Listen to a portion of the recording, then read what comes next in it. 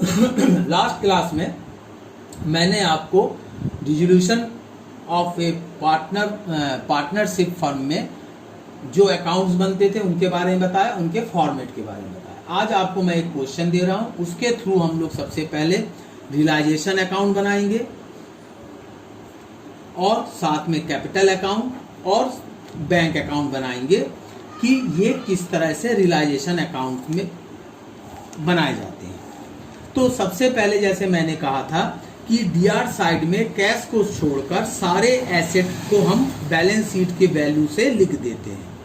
तो यहां भी करेंगे, जैसे बैलेंस शीट में देखिए बिल्डिंग आपको 2 लाख रुपए में दी गई है, हमने 2 लाख रुपए लिख दिया। फिर 2 मशीनरी दी गई है 40,000 की, उसको भी एज इट इज मैंने लिख दिया। 2 स्टॉक दिया गया है 1,60,000 को, उसको भी मैंने एज इट इज लिख दिया। फिर इसके बाद दिया है बिल्स रिसीबल, उसको भी मैंने एज इट इज 1,20,000 रुपए लिख दिया। फिर इसके बाद एसेट इतने ही है, मैंने एसेट लिख दिया। अब लायबिलिटी में आ जाओ। सबसे पहले तो यहाँ पे कैपिटल एंड आपके जो किसी भी पार्टनर के अगर पर्सनल लोन है तो वो इसमें नहीं आएंगे। तो बाई क्रेडिटर 30,000 का है, वो भी मैंने लिख दिया एज इट इज। फिर उसके बाद बाई बिल्स पेबल है, इसको भी मैंने लिख दिया 30,000 का है ये। फिर उसके बाद बैंक लोन है, तो बैंक लोन को भी लिख दिया एज इट इज, जो भी उसकी बुक वैल्यू है, जैसे मैंने पहले भी बताया था आपको 1,20,000। अब इसके बाद क्या कहते हैं, सोनिया हस्बैंड, सोनिया पार्टनर है, उसके हस्बैंड का लोन, ये आपका एक्सटर्नल लायबिलिटीज है। तो सोनिया हस्बैंड का जो लोन है वो आएगा। पार्टनर के कोई भी लोन या उनके पर्सनल लोन नहीं आएंगे, तो उसका लोन कितना है 1,30,000।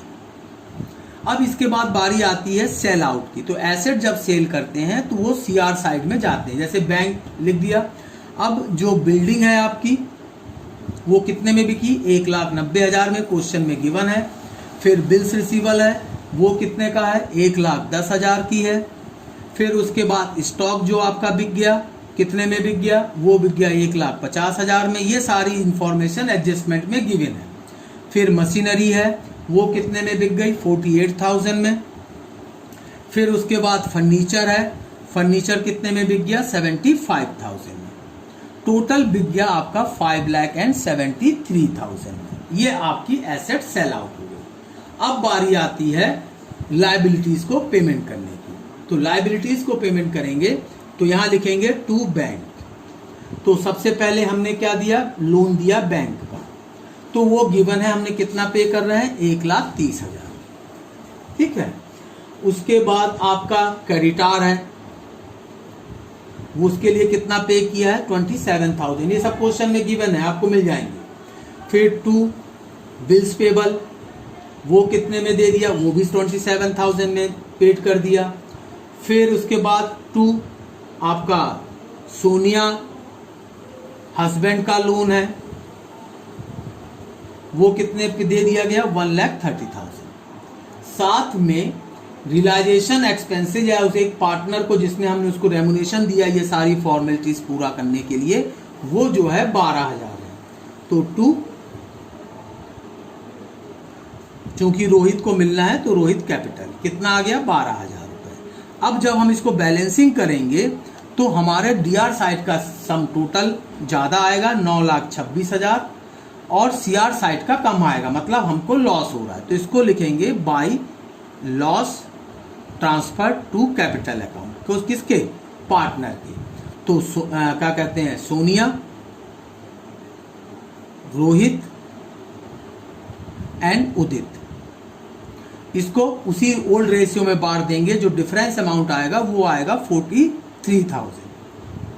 उनके पुराने रेशियो में बांटेंगे तो सोनिया के हिस्से में 21,500, सेकंड पार्टनर के हिस्से में 12,900 और 8,600, ये डिवाइड कर दिए उनके रेशियो में। इसके बाद जो सेकंड अकाउंट बनेगा वो पार्टनर का कैपिटल अकाउंट बनेगा। तो कैपिटल अकाउंट में जितने पार्टनर होते हैं उतने अमाउंट के कॉलम बन जाते हैं। तो यहाँ पे हमारे पास कौन कौन से हैं, सोनिया, रोहित और उदित, सोनिया, रोहित और उदित। तो जैसे मैंने आपको इसके पहले क्लास में बताया था, सबसे पहले इनके बैलेंस करके क्या आता है, ओपनिंग कैपिटल आता है। तो ओपनिंग कैपिटल आपके बैलेंस शीट में गिवन है 70,000, 90,000 एंड 1,10,000। ये इनके ओपनिंग कैपिटल हो गए। इसके बाद जनरल रिजर्व, ये भी इनके ओल्ड रेशियो में बांटेंगे तो 40,000, 24,000 एंड 16,000। प्लस रोहित को जो रियलाइजेशन का एक्सपेंसेस मिला वो है 12,000, वही भी इसके अकाउंट के सीआर में जाएगा। बीआर में सिर्फ आपका क्या है, रियलाइजेशन का लॉस है, वो आपके रियलाइजेशन अकाउंट में लिखा है। इसके हिस्से में 21,500, 12,900 और 8,600 है। अब बैलेंस कर देंगे टू बैंक, क्योंकि इनको पेमेंट होना है तो बैलेंसिंग करेंगे। सीआर साइड को टोटल लगाएंगे, जैसे इसका टोटल आएगा सोनी का 1,10,000, सेकंड का आएगा 1,26,000 एंड थर्ड का भी आएगा 1,26,000। अब 1,10 में से 21,500 माइनस कर देंगे तो 88,500 और सेकंड का आएगा 1,13,100 और उसका आएगा 1,17,400 और इस तरह से मेरा कैपिटल अकाउंट क्लोज हो जाएगा। इसके बाद जो थर्ड अकाउंट बनता है वो बनता है बैंक अकाउंट। तो बैंक अकाउंट के लिए जैसे मैंने लास्ट डे भी आपको फॉर्मेट बताया था, पर्टिकुलर अमाउंट। बीआर साइड में सबसे पहले टू बैलेंस आएगा। बैलेंस शीट में जो कैश बैलेंस दिया गया वो 60,000 डाल देंगे। फिर डालेंगे टू बैंक, जो मेरे एसेट कैश में बिका है, जो रियलाइजेशन अकाउंट में मैंने लिखा था 5,73,000, ये डीआर साइड में आ जाएगा। फिर हमने जो पेमेंट किया था, तो पहले तो बैंक लोन किया था, रियलाइजेशन अकाउंट में हमने लिखा है 1,30,000 हमने पेमेंट कर दी है। फिर उसके बाद क्रेडिटर्स एंड बिल्स पेबल, ये कितना पेमेंट किया मिलाकर 54,000 एंड 27,000। इसके बाद आपके